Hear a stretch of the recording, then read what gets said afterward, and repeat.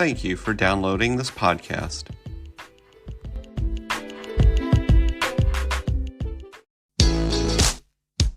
Hi, and welcome to the podcast for Solomon Staircase Masonic Lodge number 357, where we talk about all things related with Freemasonry, including Hermetic teachings, philosophy, reason, spirituality, and much more. We're located in Buena Park, Southern California. Tune in as we continue to update our podcast with informative talks and articles for Masons worldwide and those who would like to inquire within.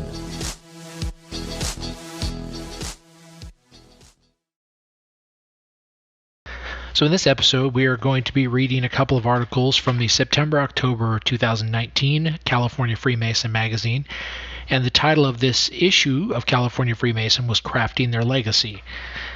So the reason it's going to be somewhat short is because there's a lot of pictures of a lot of different types of exhibits and different items. So there will be a link to the actual issue in the show notes, so you can hopefully go on and take a look at some of these things. But the first article is called The Pin Code, and if you're like me, you've got a collection of Masonic pins. I don't even know how many I have anymore. I've got a shadow box full of them, and I've got a drawer full that I've picked up over the last year that I need to put in there. So, the pin code. Every fall at annual communication, as the Grand Master prepares for the busy year ahead, he's faced with the sizable task of articulating the theme which will both guide his administration and ultimately define its legacy. And it needs to fit on a lapel pin. Although the precise provenance of the Grand Master pin tradition is unclear, it's one that's taken off over the past few decades, and one incoming officers look forward to keenly, even years in advance. On top of embodying their personal history and goals, the pins can serve as a subtle clue to fellow Masons and prospects. It generates a conversation, says Grand Master Stuart A. Wright. People see it and start to ask questions about the fraternity and what we do.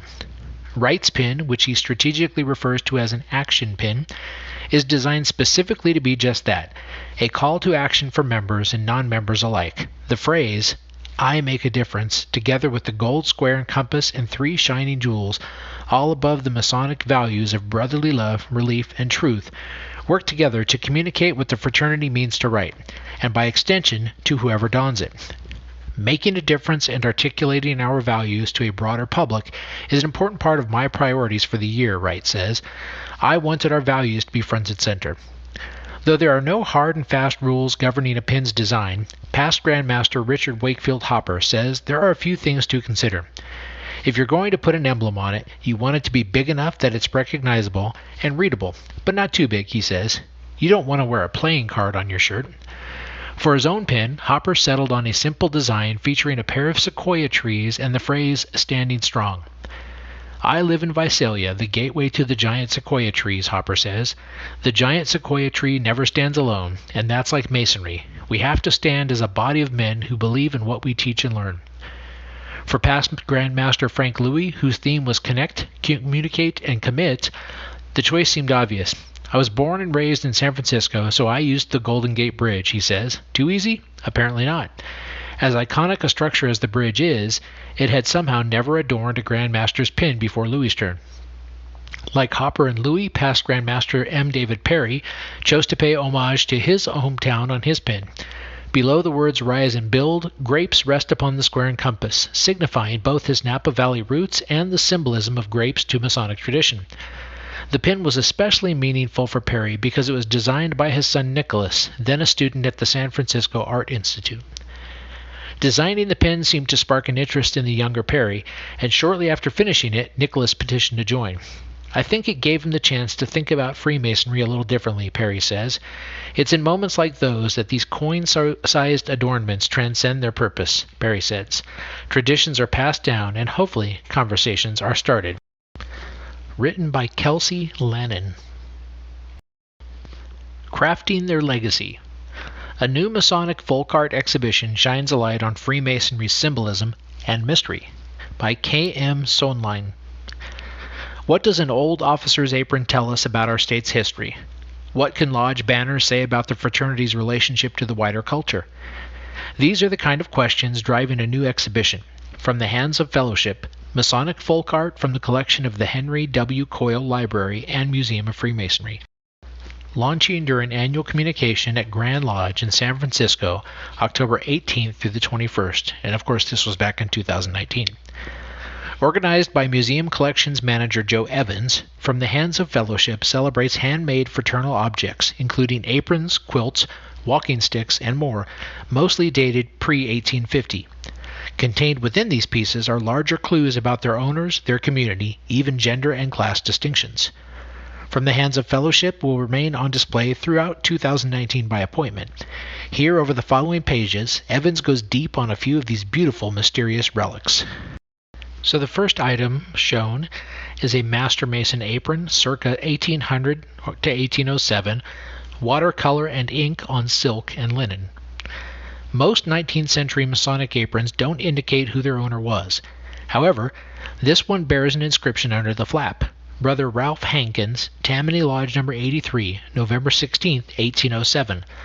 A lodge near Milanville, Pennsylvania, hand-painted in watercolors, this silk and linen apron employs a German folk style that shows up in the handcrafts of immigrant colonies along the Mohawk River in Pennsylvania and New York. The female figure personifying hope, with her characteristic anchor, stands in profile at the center. Donated in 1978 by Jean A. Lapel of San Francisco. So the next item here is actually pretty cool, and you definitely have to check these pictures out, is a miniature lodge room in a wooden box, circa 1850 to 1900, made from wood and bone. This rare, small wooden box replicates a lodge room in miniature, though its story beyond that remains a mystery. It conceivably served as a map or blueprint for candidates, or as a way for lodge officers to practice floor work. The box and its checkerboard interior date from the mid to late 19th century, while the miniature working tools inside the lid, carved from wooden bones, seem to have been added in the 20th century. The next item is a lacquer box, circa 1830 to 1850, lacquerware and nacre. Originating in Japan in the middle of the 19th century, this beautiful black lacquered keepsake box is decorated with mother-of-pearl, inlaid floral designs, and Masonic symbols. The all-seeing eye, altar, beehive, hourglass, compasses, square, clasped hands, and trowel.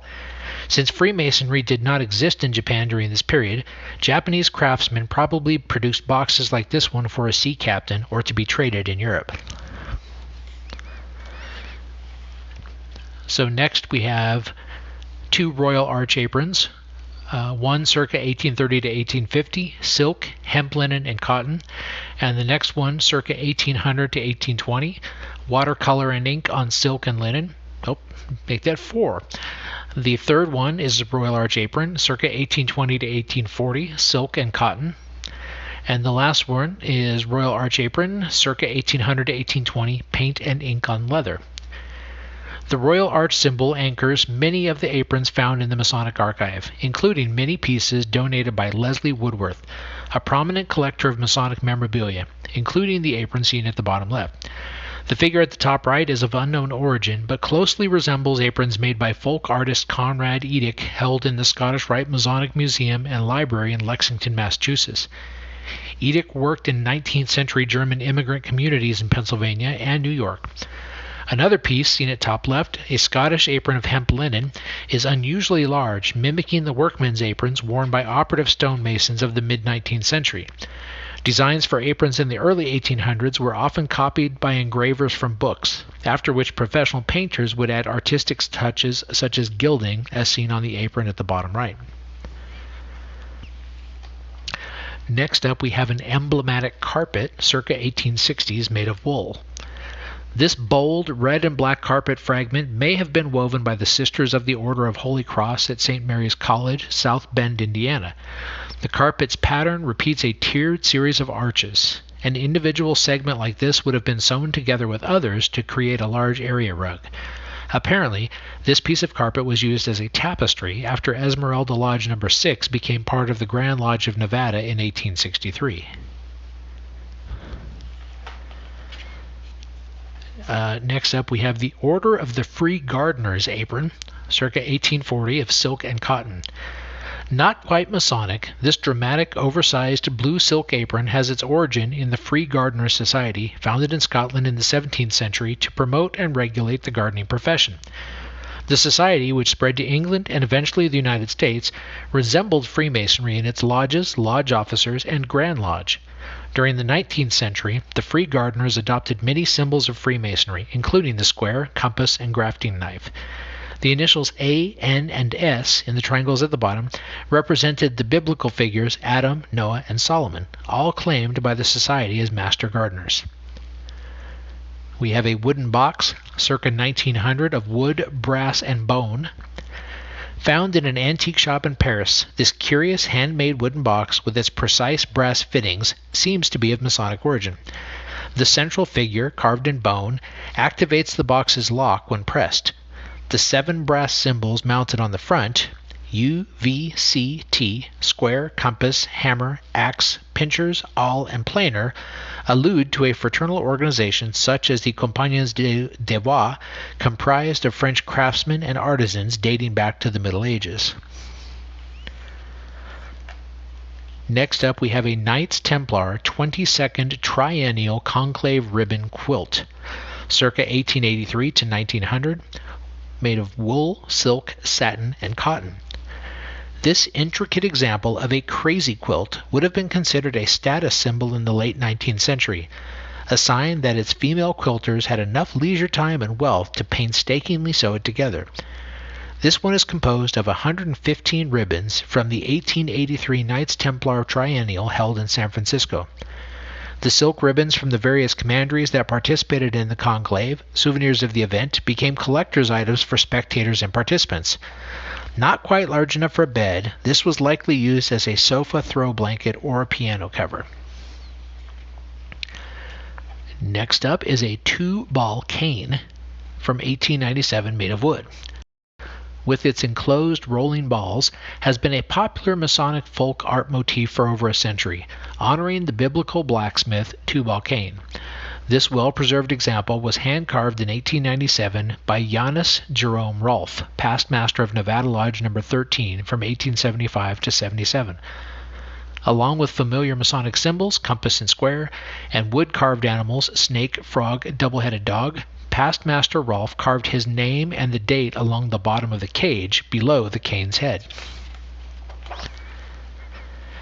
And we'll close out with the Scottish Rite Master Mason Apron, circa 1820 to 1850, watercolor on silk. The exquisitely detailed handiwork of this early 19th century apron, constructed of silk fabric and trimmed with a pleated red silk ribbon, includes on the reverse a basting stitch that fastens the muslin backing to the painted silk front. A more careful, barely perceptible running stitch is used on the front to finish the pleated ribbon, indicating that its maker, likely the wife or a female relative of its owner, was a highly skilled needleworker. Donated by Richard Shadburn of Goleta, whose grandfather, Ludwell McKay of Louisville, Kentucky, was the original owner.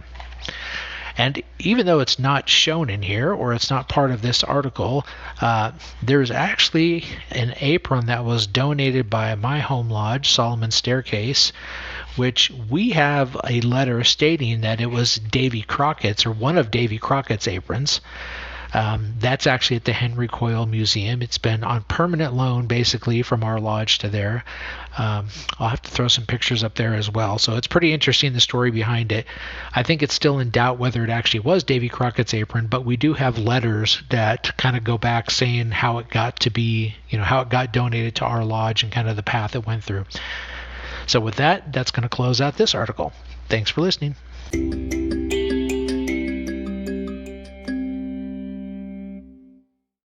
And we'll close out this episode with an article called A Shared Heritage. Masonic Folk Art Provides a Bridge to Today's Modern Makers by Amy Newell. When John Luker first presented his hand-carved master's chair in 1871 to fellow members of Swan Lodge No. 358 in Mount Pleasant, Ohio, it must have been quite a sight. Along a matching set of columns and candle stands, the ornate wooden chair was a gift to mark the opening of the new lodge hall. It was crowned by a bright blue square and compass, painted with deep aqua-tinted glass mixed into the pigment. In the soft light of the lodge room, it would have glinted and sparkled spectacularly. Up and down the piece, Masonic embellishments are delicately rendered in shining metallic paint. Its shanks form columns topped with globes, while paintings depicting the five-pointed star, the candelabra, sabers, and an all-seeing eye adorn its back and sides. The chair is an incredible work of art, and yet one that, historically speaking, isn't likely to end up on display in a museum. In fact, relatively little is even known of its maker. Luker was not a formally trained artist, nor a very prolific one, but he and his chair exemplify the long and rich tradition of folk arts within Freemasonry, a relationship stretching back to the founding of the country and one that has helped shape popular culture both within and outside the fraternity. What is folk art? Folk art resists simple definition. It's a tradition that covers hundreds of years across the entire globe. It includes everything from 17th century African textiles to today's county fair crafters. Broadly speaking, however, folk art is made with a utilitarian purpose, by self-taught or informally trained craftspeople. It is handmade, not machine-made or mass-produced. It speaks to a common culture, and like outside art and self-taught art, it exists outside of the academic mainstream. For that reason, folk art tends to exist within close communities, often for ceremonial practical purposes. Freemasonry, with its scores of lodge jewels, regalia, and other paraphernalia, plus its expansive symbolic language, provides a rich source of opportunities for this kind of artistic expression. As Freemasonry's reach expanded during the late 19th century, the so-called Golden Age of fraternities, when American fraternal groups were conferring some 1,000 different degrees on 200,000 initiates annually, so too did the swell of ceremonial objects and regalia made for the fraternity by amateur craftspeople, makers, and artisans. The aprons, signs, and furniture used in lodge were adorned with symbols and figures that were meaningful to their owners and communities. The artists behind them were often anonymous or little known, and yet together they form a body of work that not only speaks to an enduring Masonic heritage, but also helps provide a sort of artistic vernacular that spoke to artists outside the fraternity. With so many members and so many pieces of folk art being produced for them, the fraternity found itself on a two-way street, both inspired by the fashions of the time, while also influencing them. Take Luker's chair, for example. As a piece of furniture design, it's an exultant blending of artistic styles. The faux inlay of paneling is typical of the mid to late 1800s, while the X-shaped legs and curule base are 1860s Renaissance revival. The claw feet, meanwhile, suggest Chippendale design from the 1760s. The chair, in both form and design, is practically overstuffed with meaning, a marriage of high style and common function, master craftsmanship and artistic ebullience. As both a work of mid-19th century American art and as an artifact of Masonic craft, it illustrates a unique cultural identity. The Masonic mission. It's no surprise that Freemasonry, with its large pool of membership, provided a market for folk arts to flourish. But the connection ran deeper than that. As artworks produced by and for everyday people, American folk art was often concerned with the same values that Masonry espoused, particularly concepts like fellowship, labor, and community. Masonry helped provide the visual language needed to represent those values. Consider that within the first 3 degrees of Masonry, more than 90 different symbols are used to express tenets like brotherly love, relief, and truth. As such, a blending of Masonic and non-Masonic symbols can be seen in many works from the 18th and 19th century. Powder horns used by soldiers during the Revolutionary War were often decorated by their owners with Masonic symbols alongside signifiers of the American cause like flags, liberty caps, or shields. At home, many American Freemasons went to bed under coverlets woven with a mix of patriotic and Masonic symbols. Glass, ceramics, and household furniture also shared this decorative vocabulary. These symbols helped forge a shared American cultural identity. For instance, a circa 1804 fire bucket owned by Zachariah Stevens of Gloucester, Massachusetts, is decorated with a painting of the Masonic square and compass and a pair of clasped hands. The symbol, signifying fidelity within Freemasonry, also holds meaning outside the fraternity. Clasped hands representing peace can be found going back thousands of years. The bucket itself has no particular Masonic use. Fire buckets were extremely common household goods and one of the best weapons of the time for fighting fire. At the first outbreak of a blaze, neighborhood bucket brigades could form a line to pass buckets of water and help douse a house fire. In fact, Stevens was a member of the Gloucester Masonic Fire Society, which required members to be helpful to each other in extinguishing fires and in saving and taking the utmost care of each other's goods. His fire bucket, then, provides a glimpse into both the use of Masonic symbology and a slice of early 19th century American life. Express yourself. While folk art tends to stress the importance of commonly shared traditions, it also fosters individual expression. As handmade pieces, works of folk art are unique to both their owner and maker. That duality also resonates within Freemasonry, which promotes fellowship and community while encouraging members to be the best men they can be. Perhaps nowhere is this individualism more on display than in the Masonic aprons that are presented to new initiates. The tradition of personalizing Masonic aprons is a long one. For many early lodges in the United States, the apron was one of the most important signifiers of individual style, evident in scores of highly decorated and personalized aprons from the period that survive to this day. One apron from the late 1700s and used in Massachusetts is made of white leather and trimmed in black lace, with black lettering spelling out Memento Mori, meaning remember death. The inscription signifies that it was a mourning apron, possibly worn during a Masonic funeral, and invokes the passage of time that's both a central tenet of Masonry and a common theme within many folk arts. In addition to providing a creative outlet for early American Masons, the apron was also the canvas on which many folk artists plied their trade, like Nathan Lakeman, 1804 to 1835 of Salem, Massachusetts, who along with partner Stephen Hooper advertised in local newspapers during the 1820s for Masonic aprons of the newest and most elegant patterns. Several of Lakeman's aprons feature a similar symbolic arrangement. The backs and sides of the aprons are adorned with other Masonic symbols unique to their owners, a prime example of individual expression within a common unifying tradition. As for Lakeman, a member of the Jordan Lodge in Danvers, Massachusetts, and one of scores of similarly untrained craftspeople across the country, he may have been a talented artist, but evidently he wasn't a particularly successful one. By 1831, Lakeman had married and taken a job as a cashier at a local bank. In 1835, at just 31 years old, he died of consumption. Aprons may represent the most personal realm of artistic expression within Masonry, but they weren't the only ones. Many lodges created or commissioned unique works that were meant to be shared, such as the circa 1820s lodge chest housed at the Scottish Rite Masonic Museum and Library. Lodge chests, uncommon today, were regular features of the lodges during the 19th century. As most lodges met in shared spaces, the 1820 piece, which is unsigned, is painted a striking red and stenciled with columns, a stone archway, square and compass, and many other common Masonic symbols, echoing the trend of the time when walls, furniture, and textiles frequently featured stenciled decoration. The stenciled chest, like many Masonic folk art pieces, demonstrates how larger styles and artistic trends found their way into the craft. Post-industrial appeal. Systematic mechanization upended nearly all aspects of life in the 19th century, as the craftsman and artisan class was largely replaced by automation. It was out of a nostalgia brought on by the industrial age that the so-called arts and crafts movement took hold. First in England during the mid to late 1800s, and soon after in the United States. Though more academic than folk art, the arts and crafts movement stressed workmanship, natural materials, and simple aesthetics, clear references to pre-industrial early American folk art. California would prove to be an important hub of the arts and crafts movement, as the style can be seen clearly to this day in the 1920s craftsman bungalows so popular in Pasadena and parts of the Bay Area, and in the paintings and custom furniture of artists like Arthur and Lucia Matthews, whose furniture shop in San Francisco served as an important design studio in the early 20th century.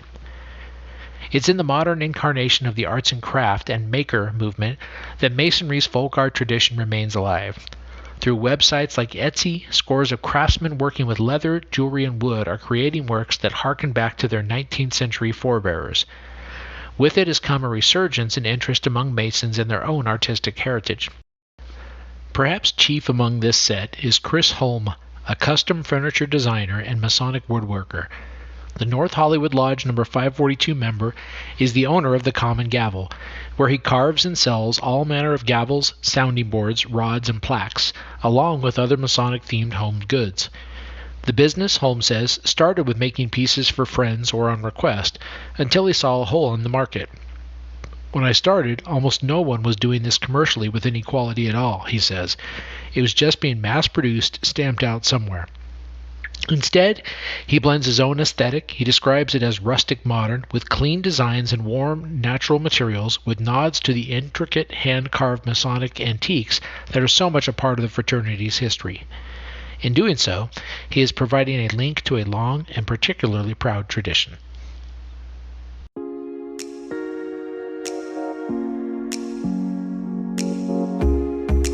Thank you for listening. If you like what you heard, please subscribe and leave us a comment. We enjoy hearing from our listeners. If you really like what you heard, share this podcast with your friends and lodge members. Visit us online at solomonstaircase.org.